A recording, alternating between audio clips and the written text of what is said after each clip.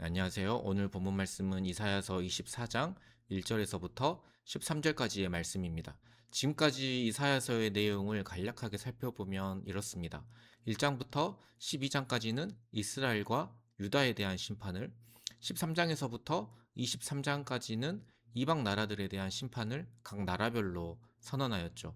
이제 오늘 본문 24장에서부터 27장까지는 특정 나라가 아니라 온 땅에 대한 하나님의 심판과 구원을 예언합니다.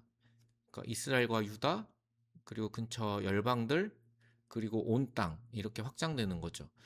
오늘 본문은 그 첫 시작입니다. 그래서 성경학자들은 이 이사야서 24장에서부터 27장을 이사야의 소묵시록 이렇게 부르기도 합니다. 오늘 본문에서 특별하게 16번이나 반복해서 등장하는 단어가 하나 있는데요. 예레츠, 땅이라는 단어입니다. 그러니까 땅에 세워진 성읍들은 하나님 나라를 대적하는 세력으로 등장을 합니다. 그래서 하나님께서 이 땅을 황폐하게 하시는 거죠. 그리고 2절은 그 재앙 앞에서 어떠한 구분도 소용없음을 알려줍니다. 먼저 종교적인 위치, 백성과 제사장, 그리고 사회적인 지위, 종과 그의 주인, 경제적인 위치, 사는 자나 파는 자, 빌려주는 자나 빌리는 자, 이자를 받는 자나 이자를 내는 자 등 모두가 이 재앙을 피할 수 없다고 말씀하십니다. 이 하나님의 심판이 임한 이유가 무엇입니까? 4절에서부터 6절에 기록되어 있습니다. 5절 말씀을 제가 읽어드리겠습니다.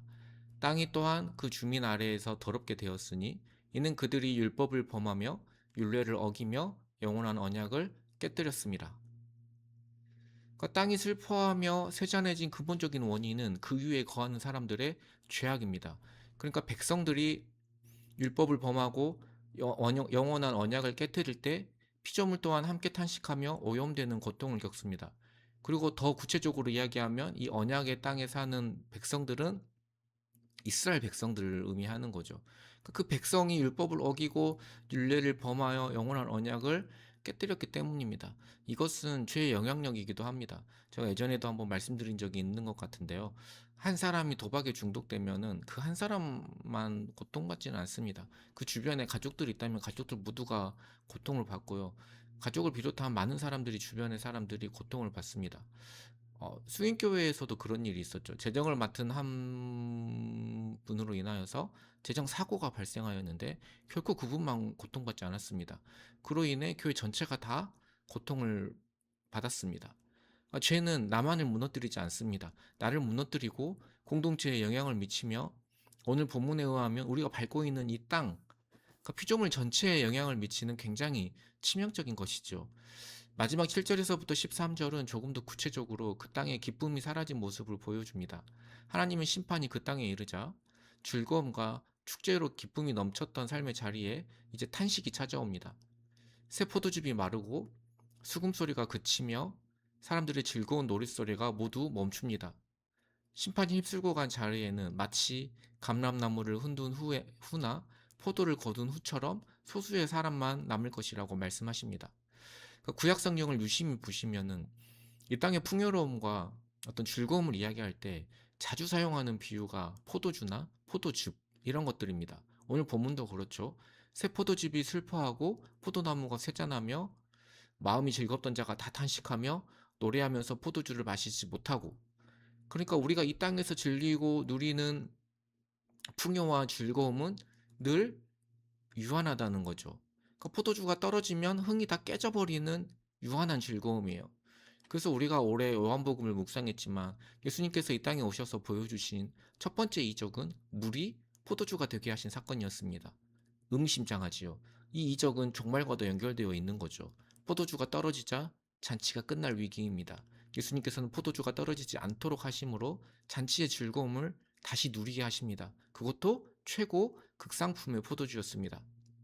그리고 제자들과 마지막 만찬을 하시면서 포도주를 자신의 피, 많은 사람의 죄를 사하기 위하여 흘리시는 언약의 피에 비유하십니다.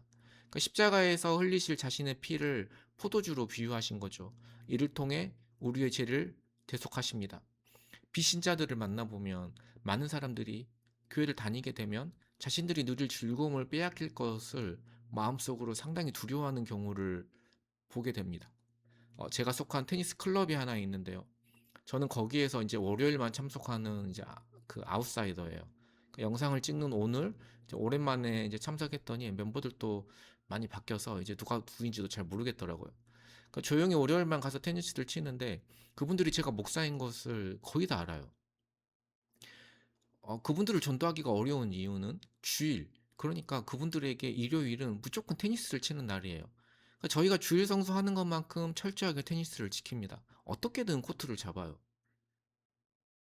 비가 오나 눈이 오나 아무리 추워도 아무리 더워도 테니스를 칩니다. 그 즐거움을 결코 빼앗기고 싶지 않은 것이죠.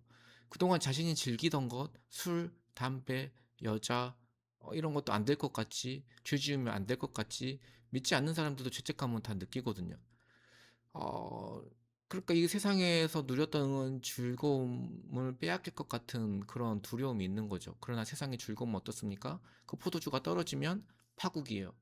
유한합니다. 하나님께서 예수 그리스도를 통해서 우리의 죄를 대속하시고 우리에게 주신 즐거움은 영원한 즐거움입니다. 세상의 즐거움은 그 하나님이 주시는 즐거움의 왜곡이고 변형이에요. 세상이 주는 가짜 그 싸구려 포도주에 취하지 아니하고 하나님께서 값없이 죄인들에게 베풀어 주시는 최고 극상품 포도주가 주는 그 즐거움에 취해 살아가기를 예수님의 이름으로 소망합니다. 기도드리겠습니다. 우리가 두 가지를 가지고 기도하는데 공동체와 삶의 터전을 파괴하는 죄의 영향력을 우리가 경계하게 해달라고, 또 세상의 유한한 즐거움을 넘어서 하나님으로부터 오는 예수 그리스도의 그 구원의 영원한 기쁨을, 하나님으로부터 오는 우리가 즐거움을 누리게 해달라고 우리 함께 기도하도록 하겠습니다.